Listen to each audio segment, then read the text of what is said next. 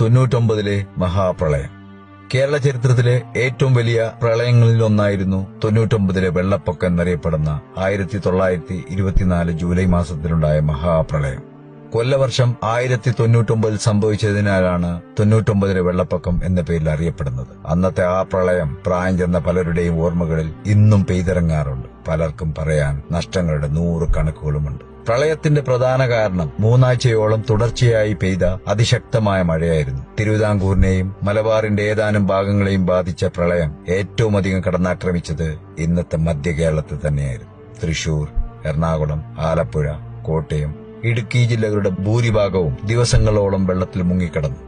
ആയിരക്കണക്കിന് മനുഷ്യജീവൻ നഷ്ടമായ ആ പ്രളയത്തിൽ നിരവധി പക്ഷിമൃഗാദികളും കണക്കാക്കാൻ പറ്റാത്തിടത്തോളം കൃഷിയും നഷ്ടമായി. ഒട്ടനവധി പേർക്ക് വീടും സ്വത്തുവകകളും വളർത്തുമൃഗങ്ങളും നഷ്ടപ്പെട്ടു. വൻമരങ്ങളും കുടിലുകളും ചത്തമൃഗങ്ങളും മലവെള്ളത്തിൽ ഒഴുകി നടന്നു. ശ്രീമൂലം തിരുനാൾ മഹാരാജാവ് തിരുവിതാംകൂർ ഭരിക്കുന്ന അക്കാലത്ത് തിരുവനന്തപുരം നഗരത്തിന്റെ പല ഭാഗങ്ങളും വെള്ളത്തിനടിയിലായി. ചിലയിടങ്ങളിൽ തെങ്ങിൻ തലപ്പിനോളം വെള്ളമെത്തി എന്നാണ് പഴമക്കാർ പറയുന്നത്. അന്ന് വെള്ളമുയർന്ന അളവ് കേരളത്തിൽ പലയിടത്തും രേഖപ്പെടുത്തി വെച്ചത് ഇപ്പോഴും കാണാനുണ്ട്. ജൂലൈ 17 മഴയുടെ തുടക്കം. 3 ആഴ്ചയോളം ഇടമുറിയാതെ പെയ്ത മഴ തകർത്തത് നിരവധി സ്വപ്നങ്ങളെയായിരുന്നു. വെള്ളമിറങ്ങിപ്പോകാൻ പിന്നെയും ദിവസങ്ങളെടുത്തു. ഓലയും പനയും മണ്ണും കൊണ്ടുണ്ടാക്കിയ പല കുടിലുകളും അപ്പോൾ സ്വസ്ഥാനങ്ങൾ ഉണ്ടായിരുന്നില്ല. പുഴകളും തോടുകളും വഴിമാറിയൊഴുകി. പാതകൾ ഇല്ലാതായി. കിണറുകളും കുളങ്ങളും തൂർന്നു. വൻമരങ്ങൾ കടപുഴകി. പേരിനുണ്ടായിരുന്ന പല കെട്ടിടങ്ങളും തകർന്നു വീണു. എക്കലും ചെളിയുമടിഞ്ഞ് രൂപം നഷ്ടപ്പെട്ട പട്ടണങ്ങളും ഗ്രാമങ്ങളും പൂർവ്വസ്ഥിതിയിലെത്താൻ വീണ്ടും വർഷങ്ങളെടുത്തു. ചില ഗ്രാമങ്ങൾ അങ്ങനെ തന്നെ ഇല്ലാതായി. മധ്യ കേരളത്തെ പ്രളയം ഇത്രയ്ക്ക് ആക്രമിക്കാനിടയായതിനു കാരണം മഴയ്ക്കൊപ്പം പെരിയാറിലുണ്ടായ വെള്ളപ്പൊക്കം കൂടിയായിരുന്നു. പെരിയാറിന്റെ കൈവഴികളുടെ വൃഷ്ടിപ്രദേശങ്ങളിലായിരുന്നു മഴ ഏറ്റവുമധികം കോരിച്ചൊരിഞ്ഞത്. അന്ന് പെരിയാറിൽ ആകെയുണ്ടായിരുന്ന ഡാം മുല്ലപ്പെരിയാർ മാത്രമായിരുന്നു താനും. കൈവഴികൾ പെരിയാറിനെ വെള്ളം കൊണ്ട് നിറച്ചപ്പോൾ മധ്യ കേരളം ആകെ പ്രളയക്കെടുതിയിൽ അമർന്നു. ആ പ്രളയം തകർത്ത് കളഞ്ഞത് ബ്രിട്ടീഷുകാർ പടുത്തുയർത്തിയ മൂന്നാർ പട്ടണം കൂടിയായിരുന്നു. ഇംഗ്ലണ്ടിലെ നഗരങ്ങളുടെ മാതൃകയിൽ നിർമ്മിച്ച അവരുടെ അഭിമാന സ്തംഭമായിരുന്ന മൂന്നാർ എന്ന സ്വപ്ന സാമ്രാജ്യവും അവിടെ അവർ വർഷങ്ങൾ കൊണ്ടുണ്ടാക്കിയെടുത്ത സൗകര്യങ്ങളും ദിവസങ്ങൾ കൊണ്ട് ഒലിച്ചുപോയി.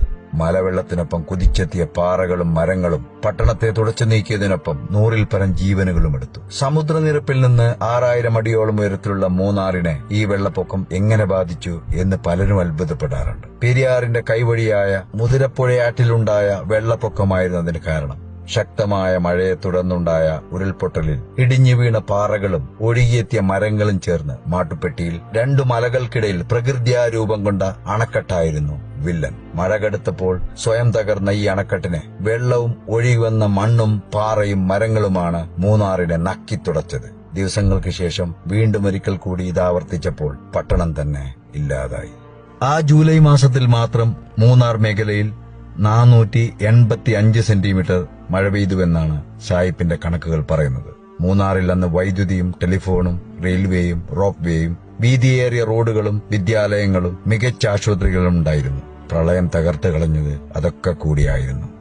കുണ്ടളവാലി റെയിൽവേ എന്നറിയപ്പെടുന്ന മൂന്നാറിലെ നാരോ ഗേജ് റെയിൽവേ ലൈനുകളും സ്റ്റേഷനുകളും പ്രളയം പരിപൂർണമായി തുടച്ചു നീക്കിക്കളഞ്ഞു. റെയിൽ പാളങ്ങൾ ഒലിച്ചുപോയി. പാലങ്ങൾ തകർന്നു. കെട്ടിടങ്ങൾ ഉപയോഗശൂന്യമായി. തേയില ഫാക്ടറികൾ തകർന്നടിഞ്ഞു. തേയില കൊണ്ടുപോകാനായി 1902 സ്ഥാപിച്ച റെയിൽപാത മൂന്നാറിൽ നിന്ന് മാട്ടുപ്പെട്ടി കുണ്ടള വഴി തമിഴ്നാടിന്റെ അതിർത്തിയായ ടോപ്പ് സ്റ്റേഷൻ വരെയായിരുന്നു. മൂന്നാറിലെ തേയില ടോപ്പ് സ്റ്റേഷനിൽ നിന്ന് റോപ്പ് വേ വഴി ബോഡിനായ്ക്കന്നൂരിലേക്കും തുടർന്ന് തൂത്തുക്കുടി തുറമുഖത്തേക്കെത്തിച്ച് കപ്പൽ വഴി കയറ്റി അയക്കുകയുമാണ് പതിവ്. പള്ളിവാസൽ മലകൾക്ക് മുകളിലുണ്ടായിരുന്ന തടാകത്തിന്റെ നാശത്തെ തുടർന്ന് പള്ളിവാസൽ പട്ടണവും മൂന്നാറിലേക്ക് വൈദ്യുതി വിതരണത്തിനായി ഉപയോഗിച്ചിരുന്ന ഹൈഡ്രോ ഇലക്ട്രിക് പവർ സ്റ്റേഷനും മണ്ണിനടിയിലായി. പ്രളയം പള്ളിവാസലിന്റെ രൂപം തന്നെ മാറ്റിക്കളഞ്ഞു. കുട്ടമ്പുഴ, പൂയംകുട്ടി, മണികണ്ഠൻചാൽ, പെരുമ്പൻകുത്ത്, മാങ്കുളം, കരിന്തിരിമല, 50-ാം മൈൽ, ലക്ഷ്മി വഴിയായിരുന്നു അന്ന് മൂന്നാറിനെയും ആലുവയെയും ബന്ധിപ്പിക്കുന്ന പാത കടന്നുപോയിരുന്നത്. മധുരയെയും മുസിരിസിനെയും തമ്മിൽ ബന്ധിപ്പിച്ചുകൊണ്ട് പശ്ചിമഘട്ടത്തിലൂടെ കടന്നുപോയിരുന്ന പുരാതന പാതയാണിത് എന്നും വിശ്വസിക്കപ്പെടുന്നു. മാങ്കുളത്തിനും മൂന്നാറിനുമിടയിലായി സ്ഥിതി ചെയ്യുന്ന കരിന്തിരി എന്ന വലിയ മല ഭീകരമായ ഒരു മണ്ണിടിച്ചിലിനെ തുടർന്ന് പൂർണ്ണമായി തന്നെ ഇല്ലാതായി. പഴയ ആലുവ മൂന്നാർ റോഡ് എന്ന് ഇപ്പോൾ അറിയപ്പെടുന്ന ഈ പാത കടന്നുപോയി പോയിരുന്നത് പെരിയാറിന്റെ കൈവഴിയായ കരിന്തിരിയാറിന്റെ കരയിൽ തല ഉയർത്തി നിന്നിരുന്ന ഈ മലയോരത്തു കൂടിയായിരുന്നു. മലയിടിച്ച ആ പാതയുടെ ഒരു ഭാഗത്തെ ഭൂപടത്തിൽ നിന്ന് തന്നെ തുടച്ചു നീക്കി. അന്ന് ആനപ്പാതയായിരുന്ന കോതമംഗലം, നേര്യമംഗലം, അടിമാലി, പള്ളിവാസൽ വഴി മൂന്നാറിനെയും ആലുവയെയും ബന്ധിപ്പിച്ചുകൊണ്ടുള്ള പുതിയ റോഡ് നിർമ്മിച്ചത് ഇതിനെ തുടർന്നായിരുന്നു. എന്നാൽ ഈ പാത പൂർത്തിയാക്കാൻ കഴിഞ്ഞത് 931 മാത്രമാണ്. പഴയ മൂന്നാറിൽ നിന്ന് 1 കിലോമീറ്റർ മാറി നിർമ്മിച്ചു തുടങ്ങിയ പുതിയ മൂന്നാർ പട്ടണം പൂർത്തിയാക്കാനും 2 വർഷത്തിലധികം എടുത്തു. വെള്ളപ്പൊക്കത്തിൽ രൂപം കൊണ്ട തടാകം ഇപ്പോഴും പഴയ മൂന്നാറിലുണ്ട്. ഒരു ദുരന്ത സ്മാരകം പോലെ ചിലതൊക്കെ നമ്മെ ഓർമ്മിപ്പിക്കാനായി. പ്രളയം മായ്ച്ചു കളഞ്ഞത് അതിരുകളും അടയാളങ്ങളും മാത്രമല്ല, ചരിത്രത്തെ തന്നെയായിരുന്നു. കേരളത്തിന്റെ പല പ്രധാന ചരിത്രരേഖകളും നശിച്ചുപോയത് ഈ പ്രളയത്തിലായിരുന്നു എന്നാണ് കരുതപ്പെടുന്നത്. പല പുരാതന ക്രിസ്ത്യൻ പള്ളികളിലും ഇന്ന് അവശേഷിക്കുന്ന ചരിത്രരേഖകൾ 1924 ശേഷമുള്ളത് മാത്രമായത് ഇക്കാരണം കൊണ്ടാണ്.